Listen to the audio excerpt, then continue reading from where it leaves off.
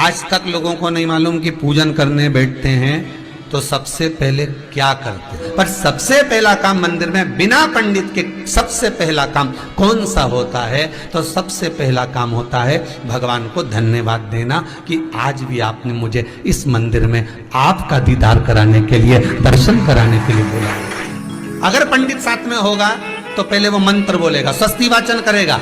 स्वस्ति वाचन करने में उसको अर्थात भगवान के लिए भी प्रसन्नता और आपके लिए भी प्रसन्नता। पर आपके पास कोई ब्राह्मण नहीं, आपको कोई स्तुति नहीं आती, आपको कोई मंत्र नहीं आता, आपको कोई साधना नहीं आती, आपको कोई तप नहीं आता, पर आप इतना तो कर सकते हो कि भगवान के मंदिर में जाकर उनको धन्यवाद दे सकते हो कि तेरी कृपा है जो मुझे चलकर यहां तक बुला लिया, 2 कदम चलाया, यहां तक बुलाया, ये तेरी कृपा है। और बड़ी कृपा करी जो डलिया भर के पूजन का सामान भी लाई, बड़ी कृपा करी जो दूध भरकर भी लाई, बड़ी कृपा करी जो कलश भरकर भी लाई।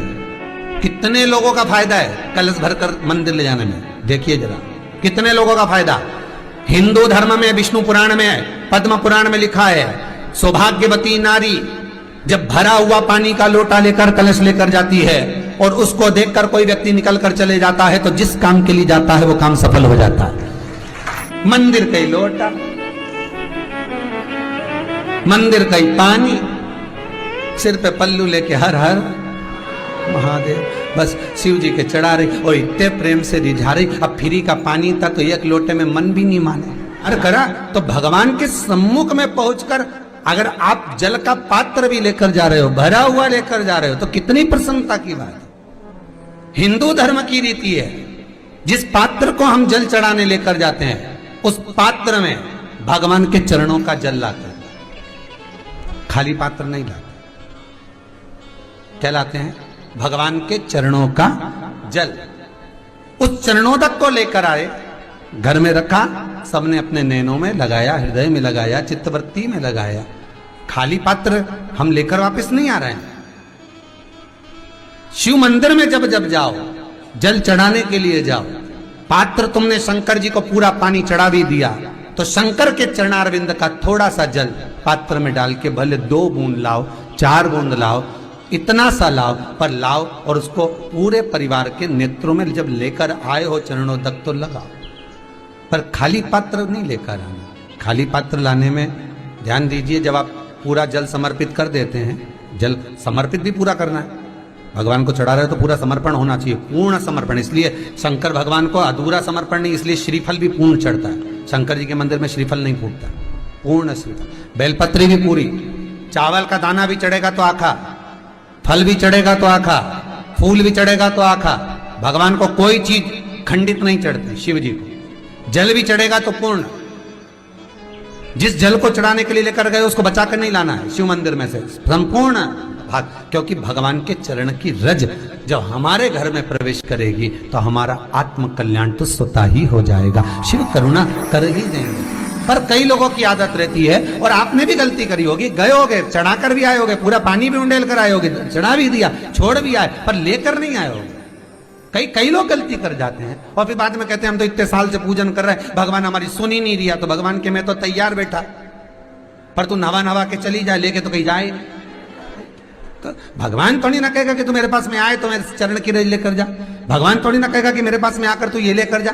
भगवान तो कहेगा मेरे पास में आया है, मांगना कुछ मत, बस मुझे जो स्नान कराया है, मेरा चरणोदक लेकर जा, छीट दे पूरे घर में, संपदा भरना मेरा काम है। जहां मेरी चरण की रज पहुंच गई वहां संपदा स्वतः पहुंचती है, मैं वहां पहुंच जाता हूं।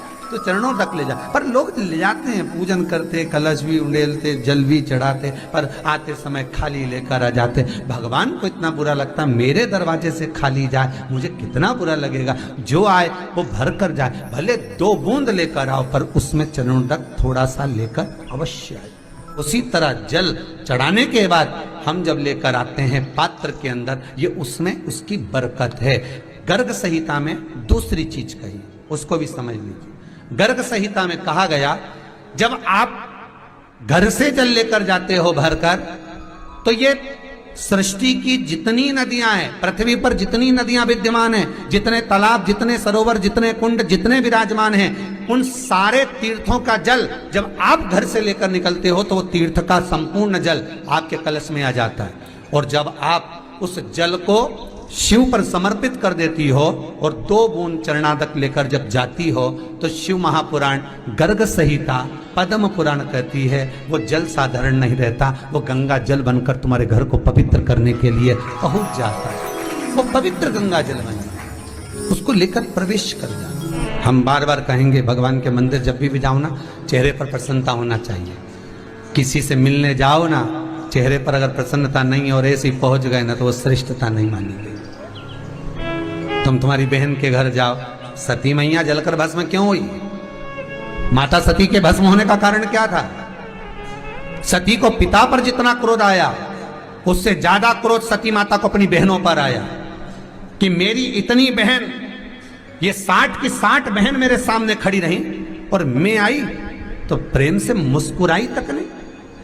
आप किसी के यहाँ जाओ और कोई के यहाँ पहुंचे और जाते से ही आप उस पहुंचे और कहा जी जी राधे राधे, जय श्री कृष्णा, हर हर महादेव, श्री शिवाय नमस्तुभ्यम, ओम नमः शिवाय आपने बोला और उसके चेहरे पर प्रसन्नता नहीं आया तो ऐसे घर में जाने से कोई फायदा है क्या?